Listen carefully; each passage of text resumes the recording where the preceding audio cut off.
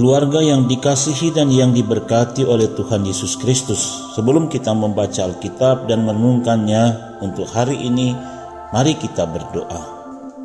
Terpujilah Engkau Tuhan Allah Bapa dalam Yesus Kristus, atas anugerah-Mu kami boleh menikmati kehidupan di hari baru. Kami memulaikan hari ini dengan membaca Alkitab dan merenungkannya. Tuhan bersama dengan kami dan memberkati kami. Dalam nama-Mu kami berdoa. Amin. Renungan harian keluarga kita hari ini, Selasa 1 Februari tahun 2022. Firman Tuhan dari 1 Korintus 14 ayat 29 hingga 32. Demikian. Tentang nabi-nabi, baiklah 2 atau 3 orang di antaranya berkata-kata dan yang lain menanggapi apa yang mereka katakan. Tetapi jika seorang lain yang duduk di situ mendapat penyataan, maka yang pertama itu harus berdiam diri.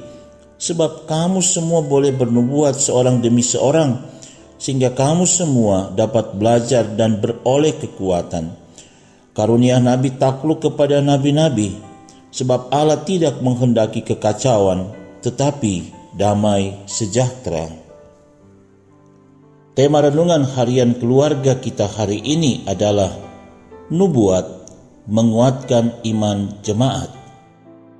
Keluarga yang dikasihi dan yang diberkati oleh Tuhan Yesus Kristus, sebagaimana karunia berbahasa roh harus diatur dalam pertemuan jemaat, maka karunia bernubuat juga ada aturannya. Kata naba dalam bahasa Ibrani artinya berbicara dalam tuntunan Roh Kudus.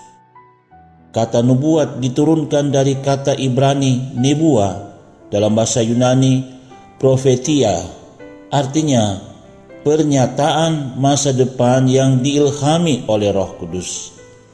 Landasan aturan yang diletakkan Paulus ialah kalau ada nabi yang bernubuat, maka ada batasan jumlahnya, yaitu 2 atau 3 orang, dan yang lain menanggapi apa yang dikatakan.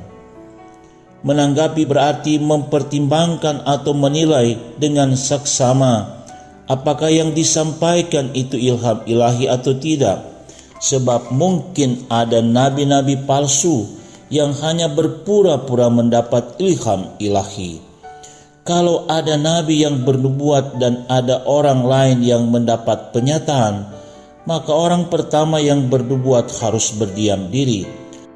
Bernubuat juga harus disampaikan seorang demi seorang supaya jemaat dapat belajar dari apa yang disampaikan sehingga beroleh kekuatan iman.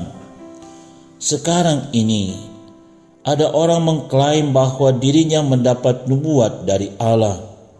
Ia harus diuji atau dinilai apakah benar-benar nubuat yang diucapkannya sesuai dengan standar kebenaran Alkitab. Perbedaan antara nubuat sebagai suatu karunia rohani dan nubuat sebagai bagian dari Alkitab harus dijaga dengan ketat, karena nubuat masa kini tidak boleh disejajarkan dengan Alkitab. Firman Tuhan mengingatkan kita bahwa ada aturan untuk berbicara atau menyampaikan sesuatu.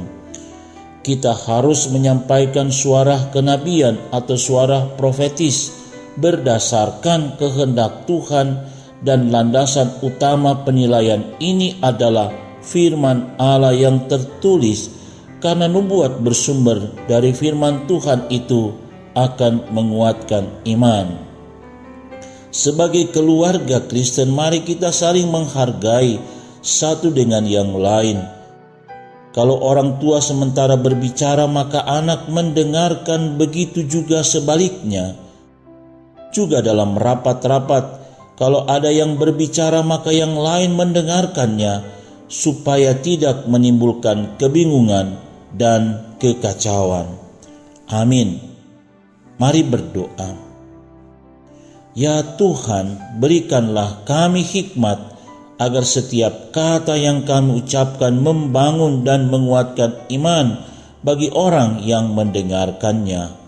Mampukan kami untuk terus menyampaikan suara kenabian berdasarkan kehendak-Mu.